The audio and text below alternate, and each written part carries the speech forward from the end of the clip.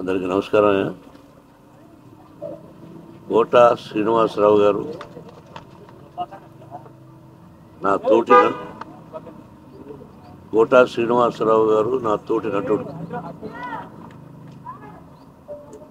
ఆయన అకాల మరణం చెందిన రోజున నేను హైదరాబాద్లో లేను.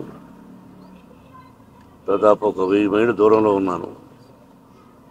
అది తెలిసి దిగ్భ్రాంతి చెందాను. అంటే కన్నప్ప సినిమా రిలీజ్ అయిన రోజున ఫోన్ చేసి, ఏమయ్యా చాలా బాగుందంట, మేము ఒకసారి ఏమయ్యా అనుకుంటుంటాం. మోహన్ బాబు గారు మిమ్మల్ని ఏమయ్యా అన్న పర్వాలేదా అంటుంటాడు.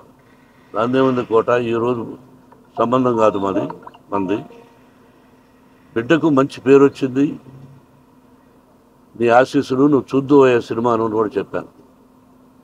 ఆ తర్వాత ఈ సంఘటన జరిగింది. మా ఇద్దరిది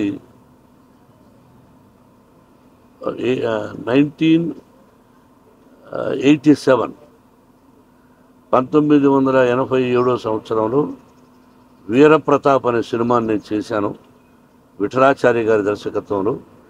దానిలో మాంత్రికుడి వేషానికి పిలిపించి గెటప్ వేసి ఆ పిక్చర్లో మెయిన్ విలన్గా అవకాశం ఇచ్చాను.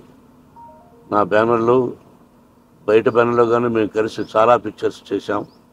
ఒక గొప్ప నటుడు ఏ డైలాగునైనా అవలీలగా చెప్పగలడు. అటు విలన్ గాను, కామెడీ గాను, ఒక డిఫరెంట్ టైప్ ఆఫ్ మాడ్యులేషన్లో చెప్పగలిగిన మంచి నటుడు మన కోట శ్రీనివాసరావు.